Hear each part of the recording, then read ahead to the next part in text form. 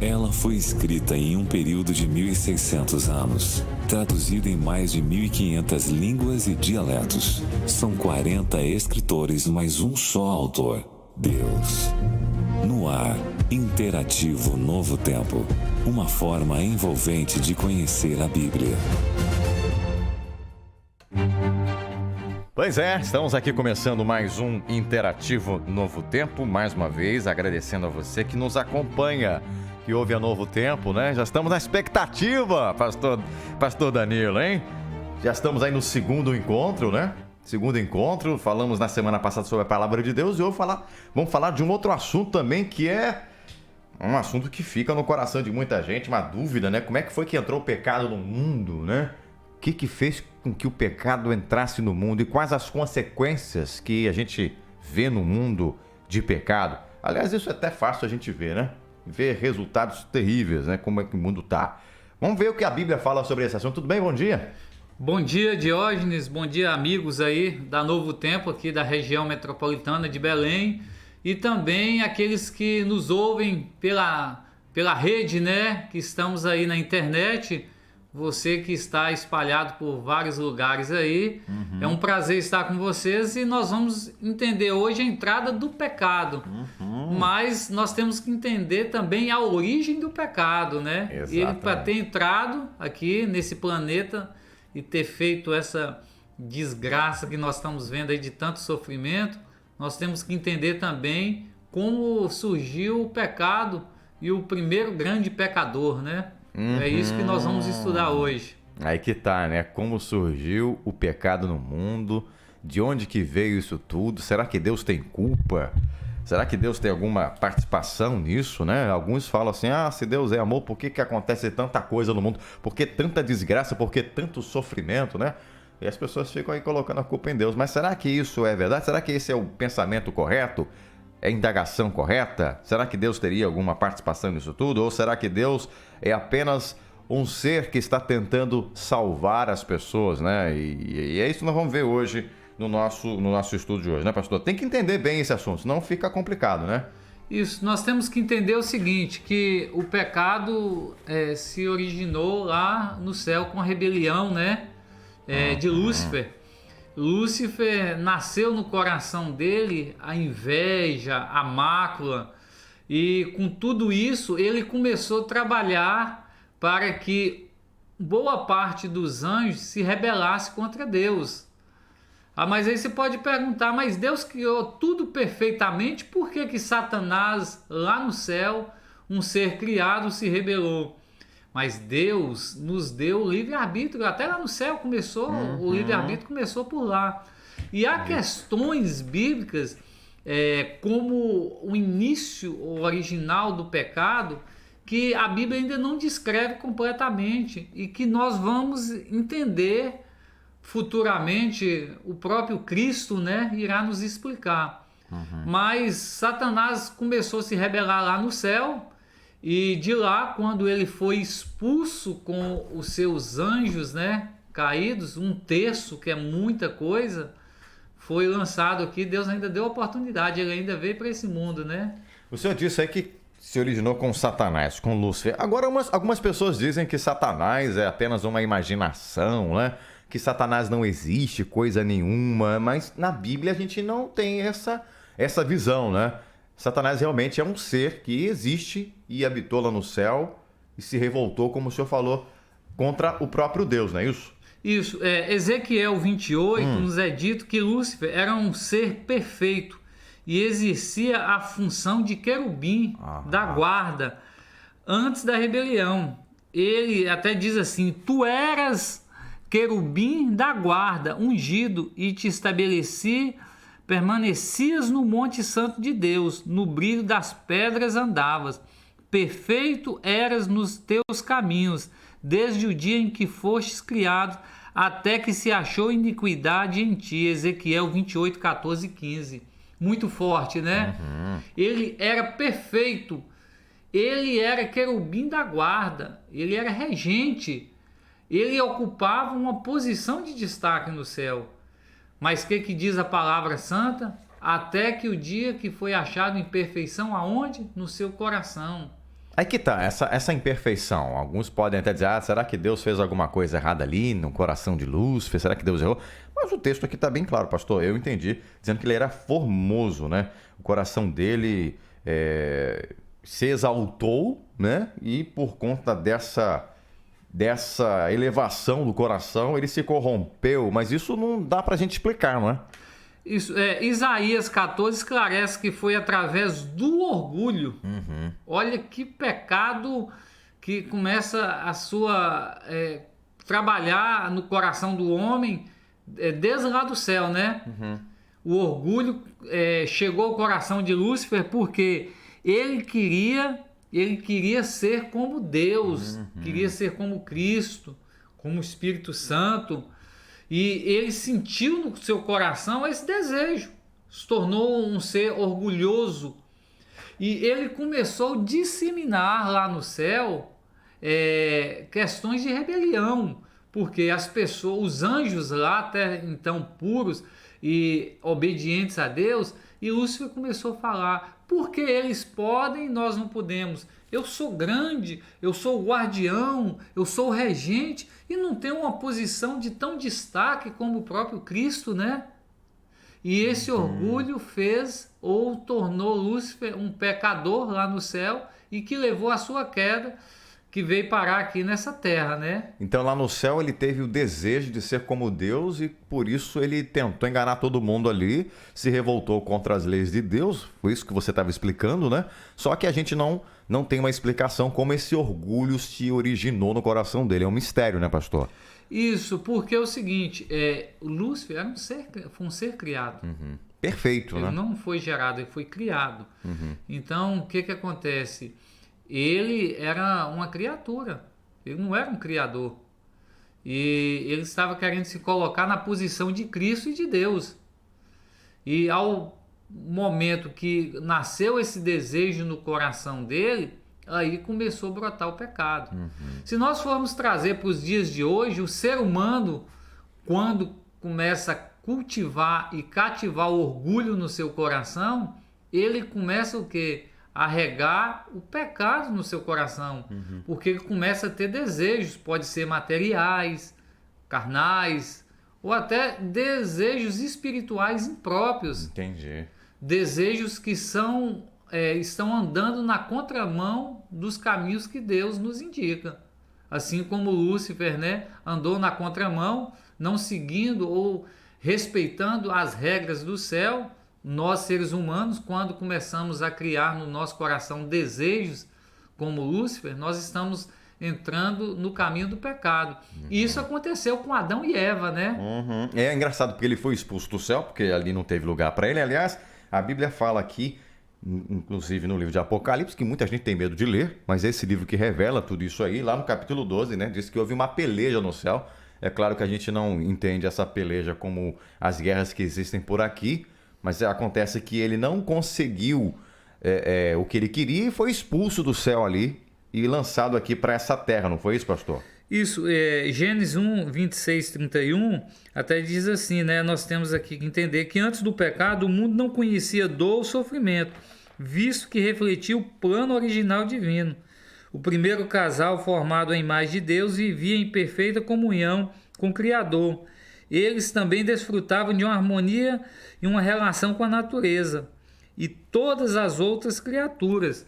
Porém, Satanás começou lá no céu e continuou o quê? Aqui na terra.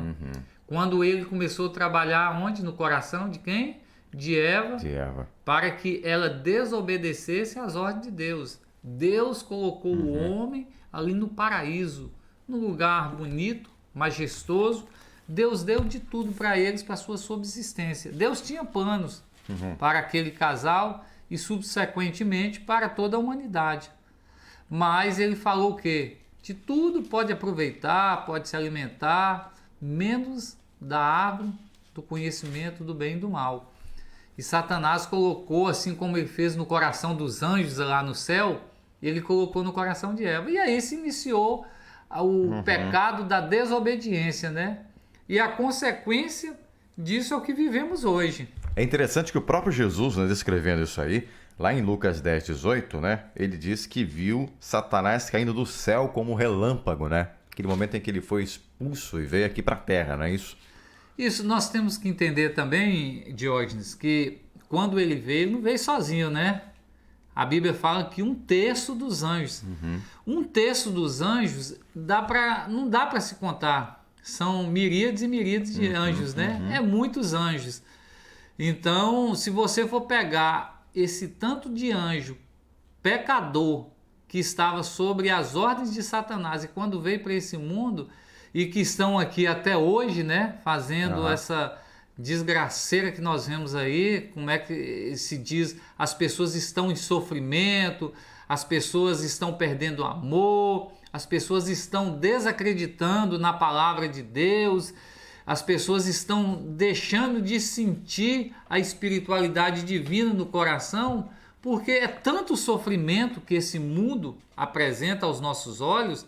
Você, quando liga a televisão em pleno domingo e tem notícia de homicídios e outras coisas mais, aquilo entristece seu coração, e aí Satanás coloca na sua mente, seu coração, o questionamento: onde está Deus nesse momento desse sofrimento? E ele quer atribuir a Deus aquilo que ele começou, o pecado. Mas nós sabemos, né, que mais para frente estudaremos isso, ele sabe que o tempo dele está limitado, né? Nós que acreditamos e cremos nisso, que o tempo dele está limitado, então ele está botando em prática, usando as últimas cartas de sua manga. Engraçado que ele tem tanto ódio de Cristo, né? Ele foi expulso do céu, então ele veio para a terra para levar o homem ao pecado, para trazer também dor e tristeza aqui para esse lugar, né? E ele enganou Eva, né? Isso, Satanás ele é dissimulado, né? A gente tem que ter cuidado com as coisas que ele apresenta. Ele sempre, muitas vezes, trazendo para o nosso contexto atual, apresenta flores, mas o pano de fundo por trás é só espinhos, né? Foi assim com Eva, com palavras dóceis, né? E tentando enganar, nada vai acontecer, nada com você. E Eva caiu na conversa de Satanás. E aquele mesmo desejo que ele tinha lá no céu de ser igual a Deus, ele colocou no coração dela, né? Se você comer, você vai ser como Deus, né? Isso. E ele coloca no coração das pessoas ainda hoje, né? Só uma mordidinha na maçã do pecado não faz mal, né? Tem tanta maçã por aí, e Deus é amor, Deus vai te perdoar, né? Não tem importância. E as pessoas, ou por ingenuidade, ou por desejo carnal, né? Ela acaba praticando aquilo que é errado e deixando de fazer aquilo que é certo. Sem dúvida. Agora, pastor, eu sei que não está aqui no nosso guia de estudos, mas eu queria te fazer uma pergunta, porque a gente é uma pessoa que está sempre vendo ali o que as pessoas comentam, né? E há algumas pessoas que estão imaginando que Satanás não existe, que é fruto de imaginação, né?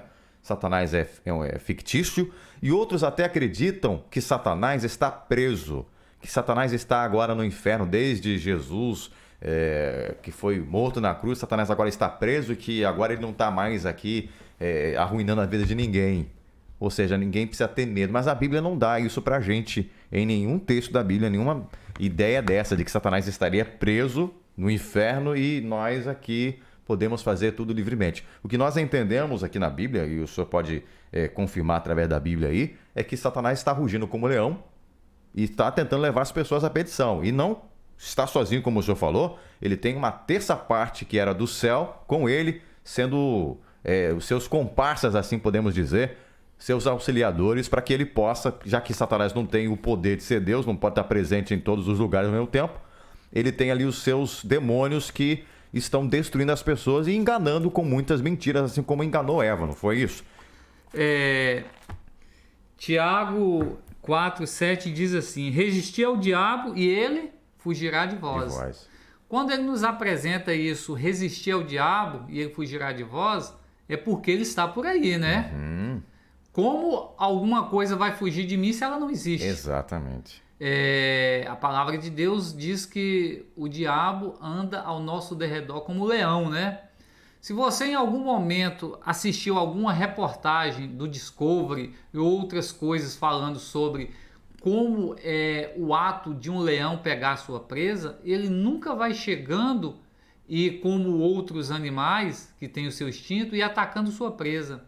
Ele fica andando ali, fica estudando, e a pessoa, no momento que ela distrai ali a sua presa, ele dá o bote fatal. Satanás age dessa maneira. Ele está por aí. Mas tem gente que acha que Satanás tem unhas vermelhas, né? Um chifre com ferrão. Se você encontrar com um ser desse na rua, você vai fazer o quê? Vai abraçar ele? Vai correr, né? Vai correr. Satanás, ele está envolvido nas coisas mais belas. É quando um pai de família que tem sua família estruturada, seus filhos, e larga a sua esposa para ter um relacionamento extraconjugal, e aquilo ali, a família se destrói, os filhos vai buscar nas drogas, vai buscar nas coisas imperfeitas, tentando suprir a falta que o pai fez, e aí nós começamos a ver muitos exemplos na sociedade. Eu achei interessante você fazer esse comentário, porque ele sempre, parece que Satanás sempre usa as mesmas técnicas, né? Claro que ele tem feito algumas adaptações de acordo com o tempo, mas assim como ele apareceu para Eva, né, ele usou um animal mais belo, que era a serpente, né? Para chamar a atenção dela, veio com aquelas mensagens bonitas, usou da dúvida, né? Como se ele não soubesse o que Deus havia dito para Eva ou para Adão. Como se não soubesse, ele lança sempre meias verdades com meias mentiras, né? A fim de camuflar e enganar. É assim que ele sempre faz, né? Mistura a verdade com o erro. Satanás, ele nunca vai te vender aquilo que realmente está na receita dele, né? Ele vai te apresentar superficialmente algo que atraia seu apetite pecaminoso. Ele vai te oferecer algo que encha seus olhos e seu coração. Mas por trás disso, a receita ou os ingredientes podem ser fatais. Para Eva, ele se apresentou como uma serpente de voz mansa e falante. Uma serpente falando já atrai, né? Imagina você encontrar aí, Diógenes, uma serpente falando com você, te dando orientações. Em si só, uma serpente falando já vai te atrair, né? E Eva não tinha a experiência ou a maldade. Eva ainda era um ser puro. Ela e Adão viviam no paraíso, foram criados por Deus, mas Deus deu o livre-arbítrio de escolha. Deus fez com Eva assim como fez lá no céu, em que permitiu ou deu oportunidade de Satanás dele mudar de vida, né? Dele se arrepender lá no céu. Ele não quis, ainda teve uma segunda oportunidade, foi lançado aqui por terra. Poderia Deus ter destruído Satanás? Sim, mas aí Deus estaria cravando o carimbo que muitos já começavam a especular, os anjos lá, o que Satanás colocou, que Deus era injusto, ditador, um general. E a mesma coisa ele fez aqui na terra. Deus teve tanto amor por nós, pecadores costumados, que deu seu único filho, né? E foi a solução, e responde à indagação de muitos. Onde que Deus está? O que Deus fez quando o pecado entrou no mundo? Como se Deus estivesse longe, distante, mas não está. Pelo contrário, Deus ele interveio, né? A primeira grande derrota de Satanás foi a morte de Cristo na cruz. Quando o próprio Filho de Deus, fazendo parte da Trindade, desceu do céu e veio a esse mundo e se entregou por nós, morreu na cruz. Naquele momento ele estava dizendo: eu amo essa humanidade e você não vai vencê-los. Mas não seria muito fácil para Deus falar assim: não, deixa para lá, Adão e Eva, vocês comeram do fruto aí, vamos deixar para trás isso aí, finge que nada aconteceu e vocês vão poder viver a vida de vocês normalmente? Deus poderia ter feito isso, mas Deus estaria dando munição para o próprio Satanás em dizer: aí ó, pecou e você passou a mão na cabeça. Me deixa agora voltar para o céu. Isso. Nós temos, eu tenho filho, né? Quando o filho da gente erra e nós castigamos ele, às vezes é com dor no coração. Porque você não quer repreender seu filho ou até dar um castigo para que ele melhore e não caia naquele mesmo erro. Sim. A palavra de Deus diz que repreendo e disciplino todos quanto eu amo. Então, quando Adão e Eva, eles foram expulsos do paraíso, naquele momento o coração de Deus se encheu de tristeza, porque não foi o plano de Deus, mas Deus deixou para que eles escolhessem fazer o que era certo e o que é errado. Como eles erraram, caíram nas lábias de Satanás, como a humanidade tem caído hoje, eles tiveram que pagar o preço.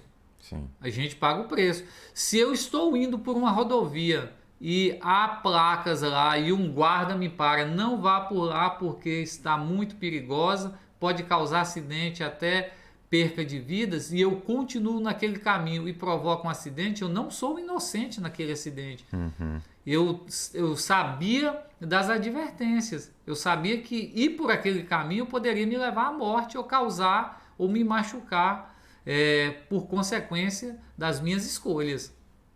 Aliás, alguém pode estar se perguntando, mas Adão e Eva pecaram? Só eles pecaram? Será que existe algum ser humano que não pecou? A Bíblia fala lá em Romanos 5,12, né, pastor? Diz assim, ó: portanto, assim como por um só homem entrou o pecado no mundo, e pelo pecado a morte, assim também a morte passou a todos os homens, porque todos pecaram. Engraçado aqui, parece que é injustiça, pastor, para alguns, né, dizer que por conta de Adão e Eva, todos nós estamos vivendo aí nesse mundo de pecado, estamos sofrendo as consequências, mas também é verdade que somente por um homem, que é Cristo Jesus, nós todos podemos ter a salvação. Então Deus resolveu essa questão, né? Se por um homem entrou o pecado, também por um homem entrou a salvação para todos os homens. Você bateu num ponto crucial aí. A morte é o símbolo do pecado. Não foi plano de Deus. O pecado entrou nesse mundo, veio os pecadores e, consequentemente, veio a morte, que não foi plano de Deus. Ela é resultado do pecado, do primeiro casal, que foi Adão e Eva, né?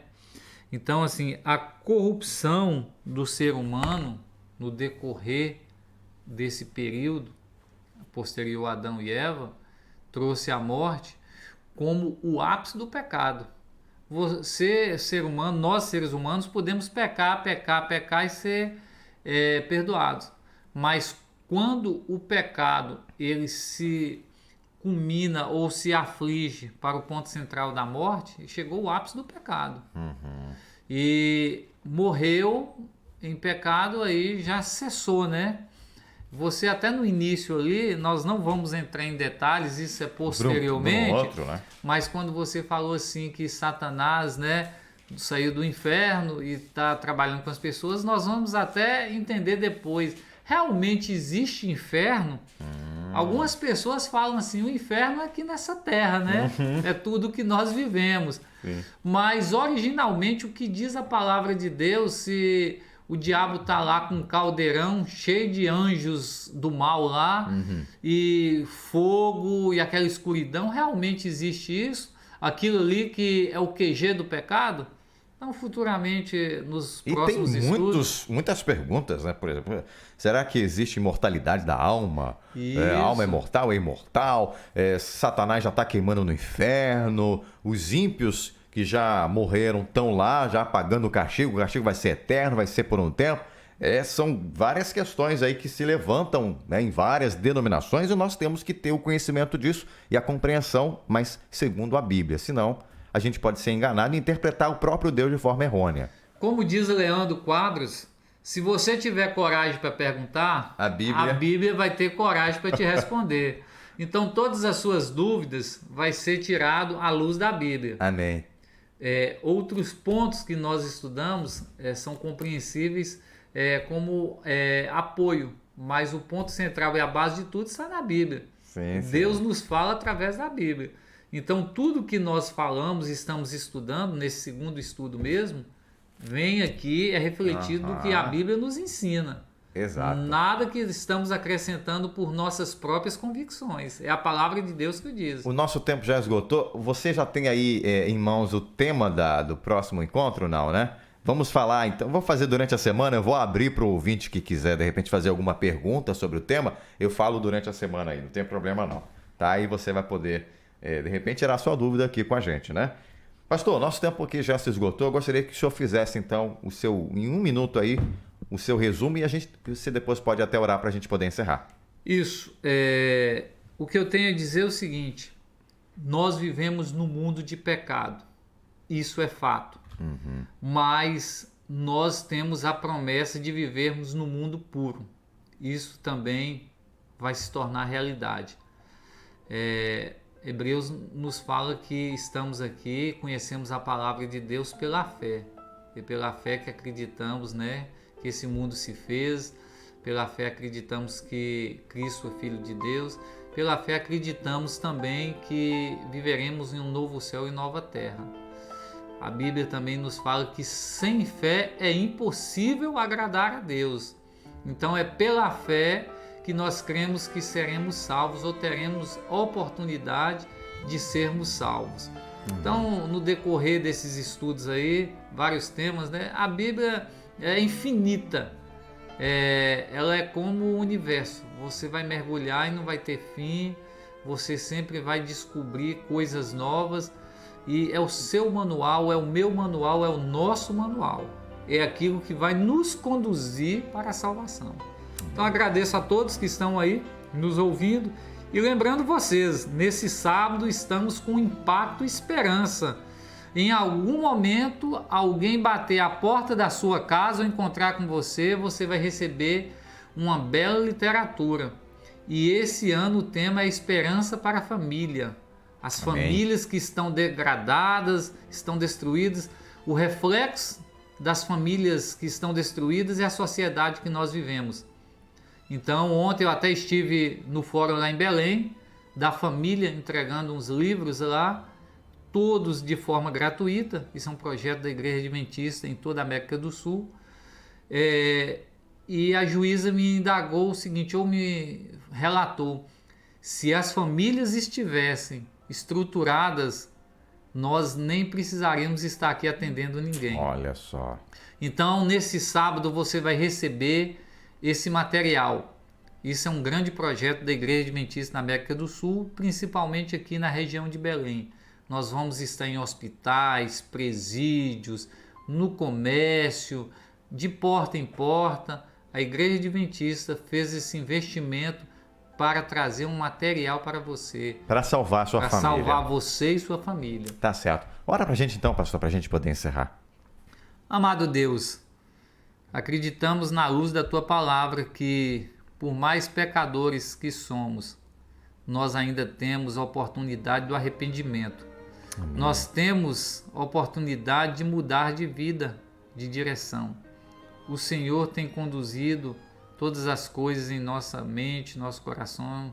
Amém. O Senhor sabe as nossas necessidades. Por isso nos colocamos no Teu altar neste momento. Elevamos a nossa prece a Ti. Sabemos que há muitas pessoas que estão do outro lado ouvindo essas mensagens, essa mensagem de hoje especial. Não conheço, não sei quem é, não sei das necessidades, mas Tu, ó Deus, sabe. O Senhor conhece a necessidade de cada um. O Senhor sabe de tudo, o Senhor criou o céu, a terra, o mar e tudo que aqui existe. Então eu apresento esses ouvintes nesse momento, ó Deus, Amém, no Teu altar. Amém. E que a cura espiritual, o perdão dos pecados possa chegar até essas pessoas. Amém. Nos conduza nesse dia que está começando, para a honra e glória do Teu nome, possamos proferir as Tuas palavras em nome de Jesus. Amém. Amém. Muito bem. Missão cumprida, pastor. Na próxima semana a gente volta aí com mais um estudo e compartilha aí no YouTube e no Facebook para as pessoas poderem também acompanhar esse estudo. Um grande abraço, a gente se encontra aí no próximo curso interativo. Esperamos por você. Interativo Novo Tempo. Uma forma envolvente de conhecer a Bíblia.